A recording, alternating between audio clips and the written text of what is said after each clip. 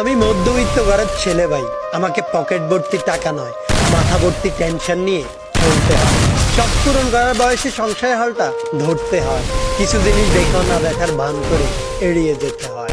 নিজের শখের জিনিসগুলোকে শুধু দূর থেকেই দেখে যাই, কারণ কাছে এসে ছুঁয়ে দেখার মতো সাধ্য আমার নাই। বাস্তবে না হোক কল্পনাতে জড়িয়ে পড়ি, আর এই আশা নিয়ে বেঁচে থাকি। আজ না হোক একদিন সব হবে ইনশাল্লাহ, কিন্তু আমার ইনশাল্লাহ কবে আলহামদুলিল্লাহতে পরিণত হবে সেটা জানা নেই। আমি মধ্যবিত্ত ভাই, আমাকে অনেক স্বপ্নে কাফন ছাড়া দাফন দিতে হয়। আমি মধ্যবিত্ত ভাই, আমাকে কখনোই দায়িত্ব শেখাতে হয় না। বাবার বয়স যত বাড়তেছে, দায়িত্ব নামক শব্দটা ততই মাথার ভেতর ঘুরপাক খাচ্ছে, কারণ বাবার পায়ে সংসার হালটা আমাকেই ধরতে হবে। আর এই দায়িত্বের চক্করে আমার শখ আর ইচ্ছেগুলো হয়তো অপূর্ণই থেকে যাবে। আমার স্বাদ আছে, সাধ্য নেই। আমার শখ আছে, কিন্তু সেটা পূরণ করার ক্ষমতা নেই, কারণ আমি মধ্যবিত্ত ভাই।